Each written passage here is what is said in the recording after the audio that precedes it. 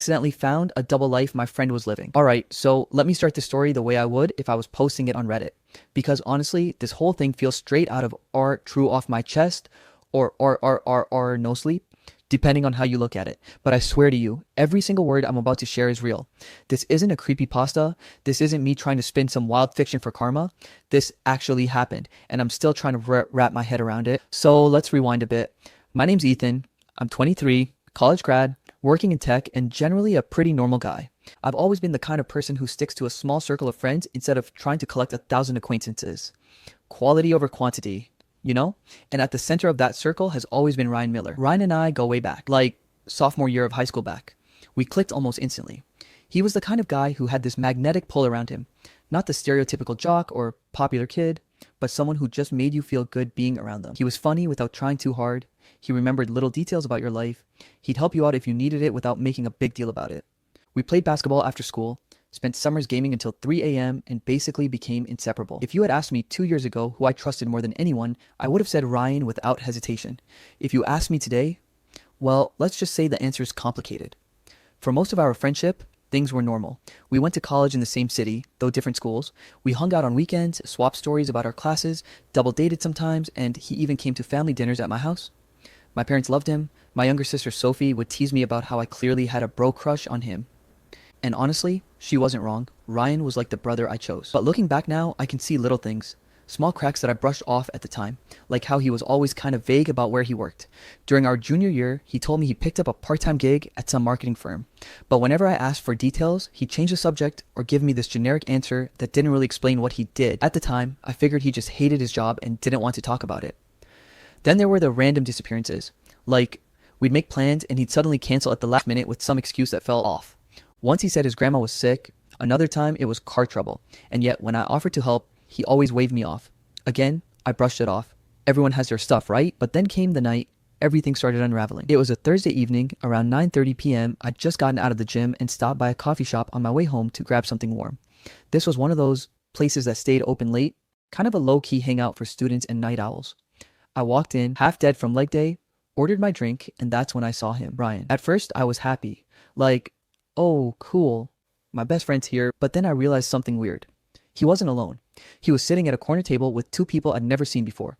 One of them was this guy with tattoos down his arms, the kind of guy who looked like he belonged in a biker gang or some underground fight club. The other was a girl, mid-20s, with sharp features and jet black hair that looked too perfect to be casual. And Ryan, my Ryan, who usually rocked hoodies and sneakers, was dressed in a crisp button-up shirt like he was straight out of an office. Here's the thing, Ryan didn't see me. Or maybe he did and pretended not to. He was leaning in close, talking to them in this serious tone I'd never heard before. It wasn't like the goofy, laid-back Ryan I knew. It was like watching a stranger wearing my friend's face. I froze for a minute, debating whether to go say hi, but something in my gut told me not to. Instead, I grabbed my drink and slid into a booth across the room, half hidden, but still within earshot. And that's when it got really strange. I couldn't hear every word, but I caught enough. Stuff like deliveries, keeping things quiet, and they can't know. The kind of phrases that immediately make your brain go into overdrive. My heart started pounding. What the hell was Ryan involved in? After about 20 minutes, they all got up to leave. Ryan shook hands with the tattooed guy, hugged the girl, and walked out like it was nothing. I stayed in my booth, staring after him, my coffee forgotten. That was the moment the seed was planted, the moment I realized something was seriously off. I didn't confront him right away. Honestly, I didn't know what to say. Hey man, why were you dressed like a corporate lawyer and talking about secret deliveries at a sketchy coffee shop? Yeah, that wasn't going to fly. So instead, I started paying attention. The next time Ryan canceled on me, I decided to check his social media. Ryan's always been the kind of guy who posts just enough to keep people guessing. A photo at the gym, a random meme, maybe a picture with our friend Maya, but nothing personal, nothing deep, which, in hindsight, was already suspicious. But then I noticed something. A tag from someone I didn't know, a guy named Alex Rivera. He tagged Ryan in a photo from a rooftop bar. Ryan was wearing the same button-up shirt I'd seen at the coffee shop, standing with a group of people I'd never met. No one from our circle. No Maya, no Liam, no me. Just this entirely different set of friends. Curiosity turned into obsession at that point. I started checking who Ryan was following, who liked his photos, who commented. There was a whole side of him that I had never seen before, a side that looked polished, wealthy, and connected. I remember one night I texted him, "Hey, what are you up to?" He replied, "Just chilling at home, watching Netflix." And yet, 10 minutes later, I saw a tag story of him at some fancy lounge downtown with the same group of strangers. That's when I knew Without a doubt, he was lying. But the real kicker came a week later. Sophie, my sister, needed me to pick her up from a late night study session at her college library. On the way back, we drove past this upscale restaurant with massive glass windows. And who do I see sitting inside at a candlelit table, laughing with that same black-haired girl from the coffee shop? Ryan. Only this time, he wasn't Ryan Miller. He introduced himself to the waiter as Daniel. I only caught it because I had rolled down the window to double check. My sister noticed too. She looked at me and said, "Did he just call himself Daniel?" And that was the moment my stomach dropped. Because this wasn't just Ryan keeping secrets. This was Ryan living an entirely different life. I didn't say anything to him that night. I didn't text, didn't call. I just drove home with Sophie, both of us silent, both of us replaying what we'd seen. But deep down, I knew. My best friend, the person I trusted more than anyone, wasn't who he said he was. And I had no idea what I was about to uncover. So here's where things really started spiraling, because after that night, seeing Ryan introduce himself as Daniel at the restaurant, I couldn't just let it go. It wasn't some little white lie or him forgetting to tell me about a date. No, this was my best friend using an entirely different name, with an entirely different group of people, living what looked like a completely separate life. The thing about me is, I've never been great at letting stuff slide. If something doesn't add up, it eats at me like an itch I can't scratch. And this wasn't just a small itch, this was a full-blown rash spreading across my brain. The next morning, I woke up with one thought. Do I confront him now or do I gather more evidence first? Because on one hand, Ryan was my best friend. If I asked him about it, maybe he'd just come clean and explain everything. But on the other hand, what if he denied it? What if he had some slick excuse ready? I looked like the paranoid friend who couldn't trust him. So I decided to do what any normal, totally not creepy, definitely sane person would do. I became a detective. And let me tell you, playing detective on your best friend is equal parts thrilling and soul-crushing. The first thing I did was start noticing patterns. Ryan's lies, once you're looking for them, stand out like neon signs. Example, Friday night, we were supposed to grab dinner and catch a game. At the last minute, he texted me, "Can't make it, dude. Work emergency. Sorry." Fair enough, right? Except later that night, Maya, our mutual friend, posted a story from this rooftop bar downtown. And guess who was in the background, sipping something out of a crystal glass, laughing his ass off? Ryan. Or should I say, Daniel. I didn't say a word to him about it, just screenshotted the story and tucked it away. Then there were the late night disappearances. Ryan had always been a night owl, but suddenly he was unreachable after 10 p.m. I'd text him, no response. I'd call straight to voicemail. Then, like clockwork, the next morning he'd text me back with some bland excuse. Knocked out early, or sorry, phone died. Except his phone clearly wasn't dead because I could see him active on Instagram at 1 a.m. So I started keeping notes, literally. I opened the notes app on my phone and began writing down dates, times, excuses, and what I actually observed. It felt insane, like I was building a case file against my own best friend. But the more I wrote, the more obvious it became. Ryan wasn't just lying here and there. He was living two completely separate lives. And here's where it got even crazier. One Saturday, I decided to test something. Ryan had told me he was visiting his parents out of town for the weekend. That same night, Sophie, my sister, wanted to check out this new food truck festival downtown. We went, grabbed some tacos, and while we were sitting on a bench eating, Sophie froze. "Ethan," she whispered, "isn't that Ryan?" I turned, and there he was. Not out of town, not with his parents, but walking arm in arm with that same black-haired girl I'd seen before. And he wasn't introducing himself as Ryan. He wasn't even introducing himself at all. I watched him laugh, lean in close, and whisper something to her like they'd been together forever. Sophie gave me this look like, what the hell is going on? I didn't approach him. My brain screamed at me to go say something, but my gut said not yet. I needed to know more. So that's when I got bold. I started going to places I knew he might show up. Remember Alex Rivera, the guy who had tagged Ryan in a photo? I found out through some light social media stalking that Alex worked at a bar downtown. One night, I convinced Maya and Liam, another friend from our old high school group, to come grab drinks there. And sure enough, guess who walked in an hour later? Ryan. But he wasn't alone. He came in with a group of people I didn't recognize, dressed sharp, laughing like he owned the place. And here's the kicker. When the bartender greeted him, he said, "Hey Daniel, usual?" I swear to God, my stomach dropped to the floor. I sat there, nursing my drink, watching him interact with these strangers like he'd known them forever. Different jokes, different mannerisms, even his posture seemed different. It wasn't the laid-back Ryan I grew up with, it was someone else entirely. I thought maybe I was losing my mind, so I casually asked Maya, "Hey, do you know those people Ryan's with?" She glanced over and frowned. "Nope, never seen them." "Weird. I thought he said he was out of town this weekend." Exactly. The pieces weren't just not adding up, they were actively contradicting each other.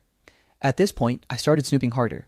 I asked Ryan simple questions just to see how he'd respond. Stuff like, "How's your job at the marketing firm?" He'd give me the same vague answers like, "Oh, just busy with client work." Except now I knew he wasn't actually spending his weekend on spreadsheets. Then one night, I took things further. Ryan had left his jacket at my place after we hung out. While I was folding it up, I felt something in the pocket. A wallet. I wasn't planning to go through it, but then I noticed something odd. Inside, there were two IDs. One said Ryan Miller, his real name, with his real address. The other, Daniel Hayes. Same picture, but a completely different name, address, and even a slightly older listed age. My hands literally shook holding it. This wasn't just him giving a fake name at a restaurant. He had an entire second identity. And suddenly, all those late night disappearances, the strangers, the lies, they weren't just about hiding a girlfriend or partying without me. This was something bigger, something dangerous. Because people don't just carry around two IDs unless they're hiding something serious. That night, I barely slept. I just lay there staring at the ceiling, clutching my phone, my brain spinning. Do I confront him? Do I tell Sophie? Do I tell Maya? In the end, I did nothing. Not yet. Because deep down, I knew one thing. If Ryan was living a double life, I hadn't even scratched the surface of it. And I needed to know just how deep this rabbit hole went. If I'm being honest, I wasn't ready to confront Ryan. Every part of me wanted to keep digging, to get the full picture before I laid all my cards on the table. But there's only so long you can watch your best friend lie to your face before it eats you alive. That night, after finding the two IDs in his jacket, I lay awake staring at the ceiling until sunrise. My chest felt heavy, like a stack of bricks sitting on it. Every memory I had of Ryan flashed in my head. Sleepovers in high school, road trips, him helping me move apartments, him giving me advice when I almost failed calculus. And now, all of that felt like it was hanging on a string that could snap any second. By morning, I knew I couldn't sit on it anymore. I decided to confront him. I texted him something casual. Yo, want to grab lunch today? He replied within 5 minutes. Yeah, sure, where? I picked a diner near campus, neutral ground. Somewhere public so things couldn't blow up into a shouting match. When he walked in, everything looked normal. He wore his usual hoodie and jeans, gave me that easy smile, and slid into the booth across from me like nothing was wrong. But I couldn't even fake small talk. My heart was pounding too hard.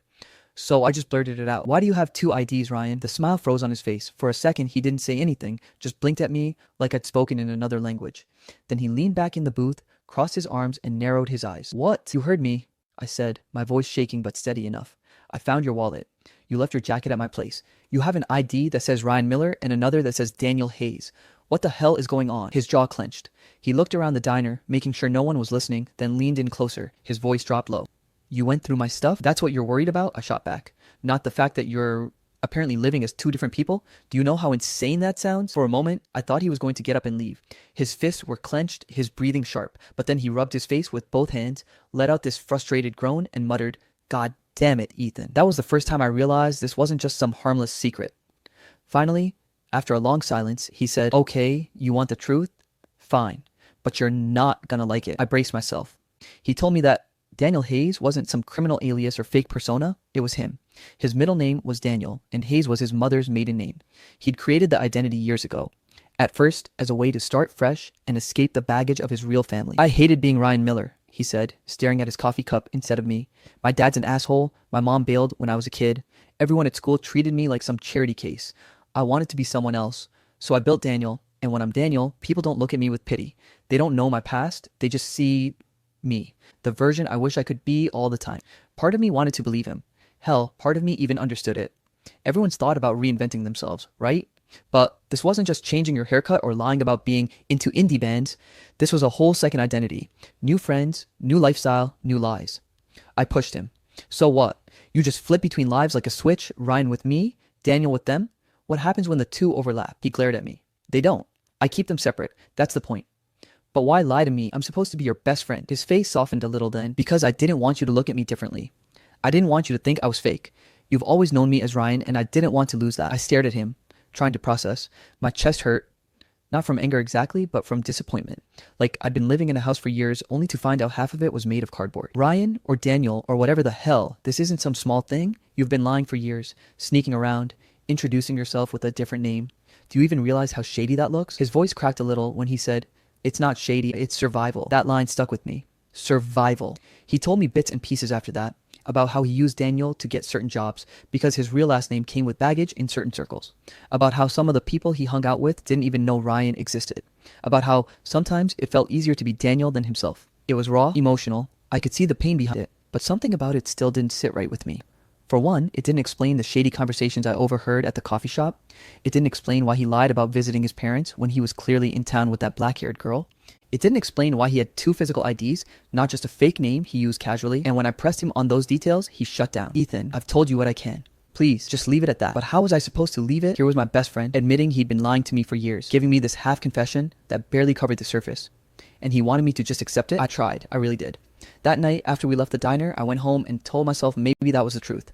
Maybe Ryan was just lost, trying to escape his family trauma. Maybe Daniel Hayes was just his coping mechanism. But deep down, my gut told me otherwise. Because the look in his eyes when I mentioned the second ID wasn't just fear of being caught in a lie. It was fear of something bigger, something he wasn't telling me. And that's when I realized whatever truth Ryan gave me, it wasn't the whole story. Not even close. I had only scratched the surface of his double life. I'll be honest with you guys. By the time I got to this point, I was running on pure adrenaline and paranoia. Sleep, barely.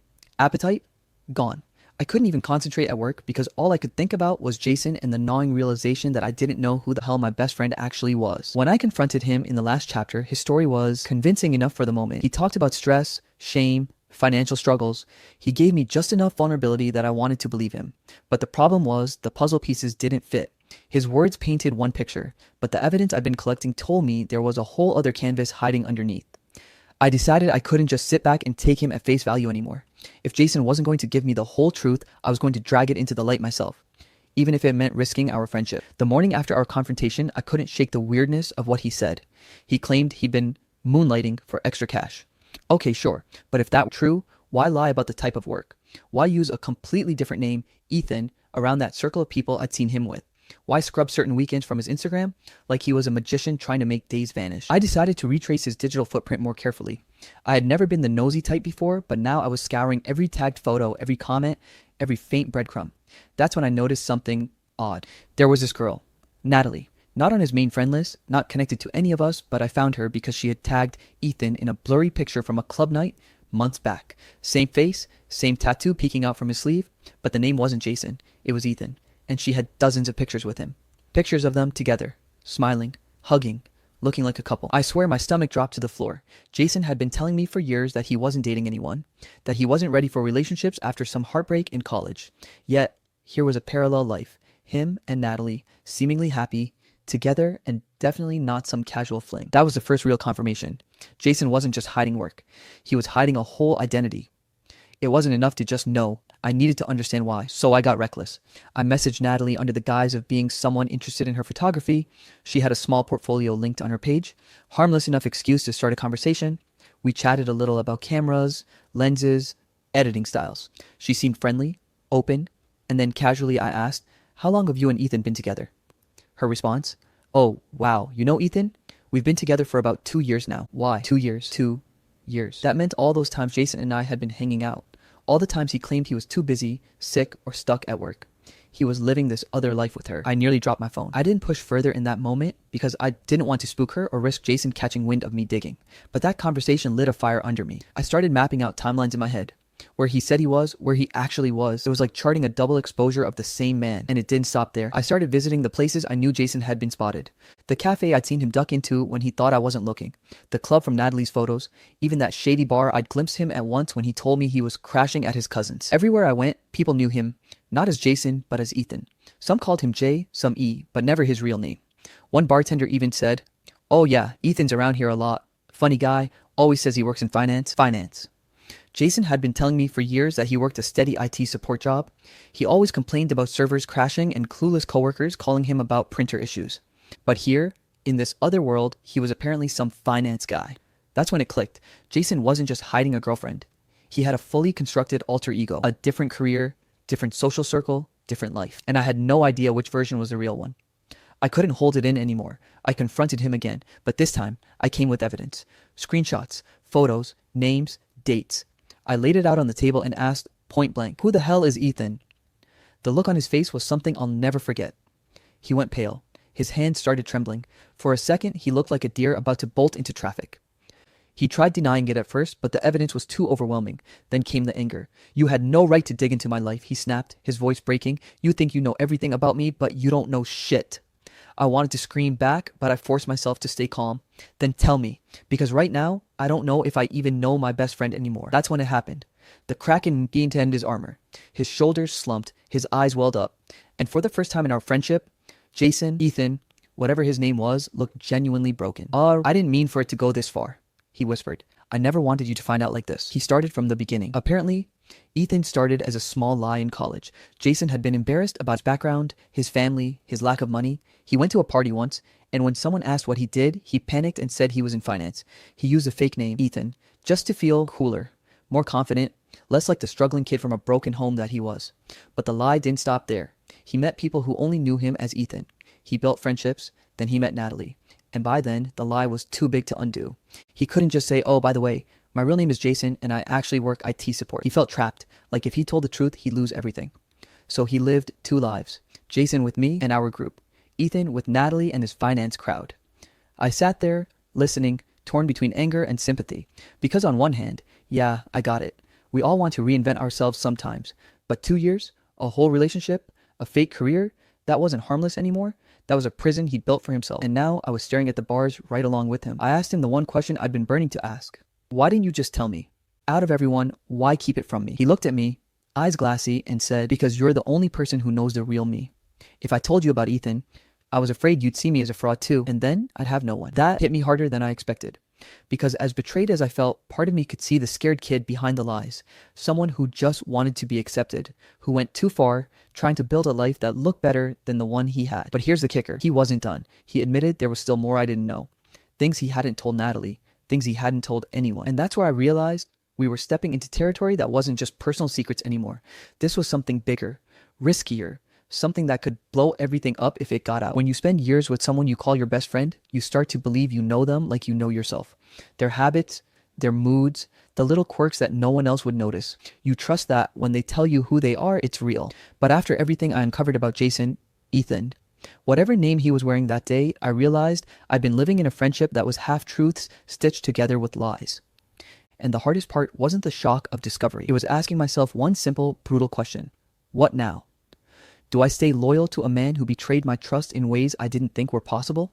Or do I cut him off and protect myself, knowing I'll probably lose the only friend I ever really considered family? That question sat like a weight on my chest for weeks. After the night Jason confessed, we didn't speak for almost 2 weeks. No texts, no calls, no casual memes sent back and forth like we always used to. It was the loudest silence I've ever lived through. Every time my phone buzzed, I'd half expect it to be him, apologizing or asking to meet up. But most of the time it wasn't. And when it was him, I didn't answer because I didn't know what I'd say. Part of me wanted to scream at him for dragging me into his web of lies. Another part of me wanted to just show up at his door, hug him, and tell him it would be okay. Both instincts battled inside me every day. Here's the thing about lies. Once you know someone is capable of them, you start re-examining everything. I found myself scrolling back years in our chat history, analyzing every excuse he ever gave me. Was he really working late? Or was that an Ethan night? Was he really sick? Or was he off in that other world, living a life I wasn't part of? I thought back to birthdays, holidays, random Friday nights when he bailed on plans.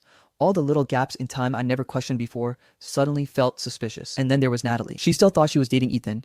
She still had no idea Jason existed. And I wrestled with whether I should tell her. Because she deserved the truth, didn't she? But at the same time, it wasn't my secret to expose. I wasn't sure if revealing it would help her or just destroy her. I'll admit something I'm not proud of. I started feeling guilty, not just for knowing his secret, but for prying in the first place. If I had just minded my own business, maybe none of this would have happened. Maybe I would have gone on living blissfully ignorant. Jason would have kept his two worlds neatly separated, and we'd still be cracking jokes over pizza like always. But then I'd remind myself, no, he chose this.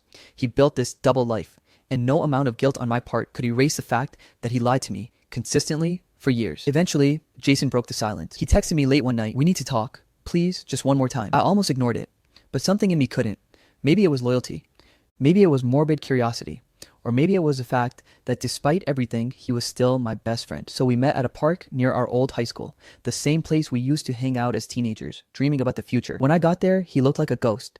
Tired eyes, messy hair, clothes that hung off him like he hadn't been eating or sleeping right. And for the first time, I saw not Jason or Ethan, but just a broken guy who had dug himself into a hole too deep to climb out of alone. He didn't waste time.